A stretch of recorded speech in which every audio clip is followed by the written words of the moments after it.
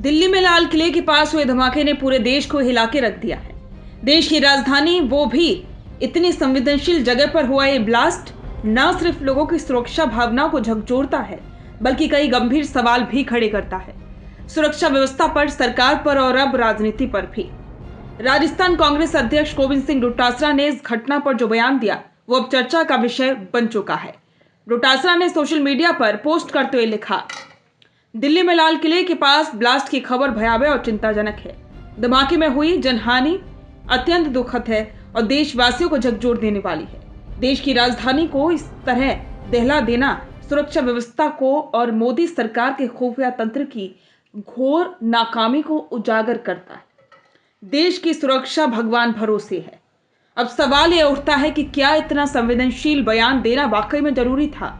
क्या ऐसे मौके पर राजनीतिक बयान देना देश की राजनीति के स्तर को नीचे नहीं गिरा था? या फिर ये सब राहुल गांधी को खुश करने के लिए सरकार पर हमला बोलने की होड़ में दिया गया बयान है?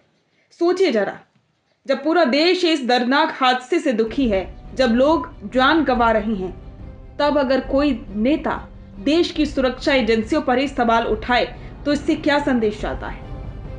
क्या ये सरकार की आलोचना है या फिर देश की सुरक्षा प्रणाली को कमजोर दिखाने की कोशिश?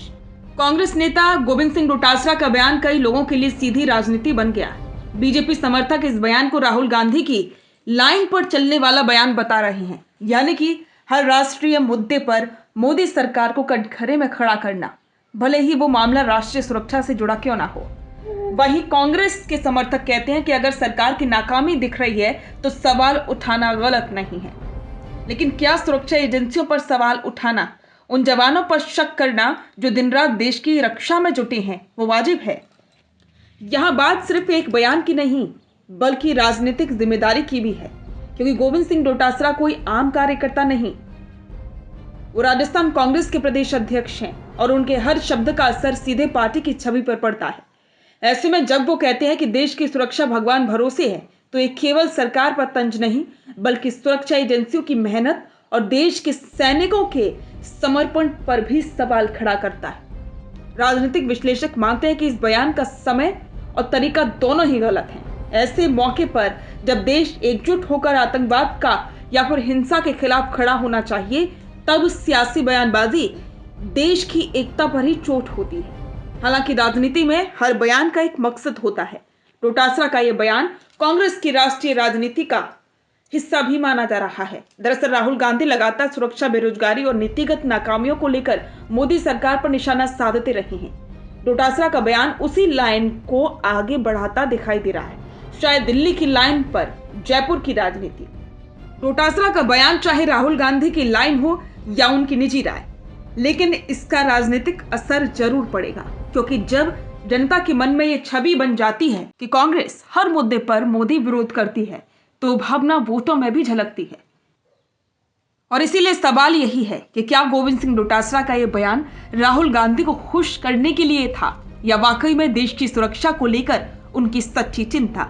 क्योंकि राजनीति में इरादे से ज्यादा मायने रखता है वक्त और शब्दों का चयन। और इस बार वक्त शायद गलत था, क्योंकि जब देश के लोग शोक में थे तो राजनीति ने फिर वही किया, दर्द को मुद्दा बना दिया।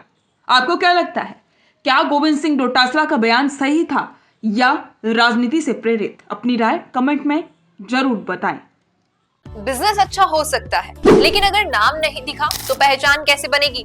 अब टेंशन छोड़िए, द फैक्ट इंडिया आपके बिजनेस को देगा वो पहचान जो पूरे राजस्थान में हर किसी तक पहुंचे। न्यूज चैनल पर विज्ञापन, पॉडकास्ट और प्रमोशन के जरिए आप सीधे 5 लाख सब्सक्राइबर और 10 करोड़ से ज्यादा व्यूज तक अपनी पहुंच बना सकते हैं। तो देर किस बात की, आज ही द फैक्ट इंडिया से जुड़िए और अपने बिजनेस को बनाइए हर घर का नाम।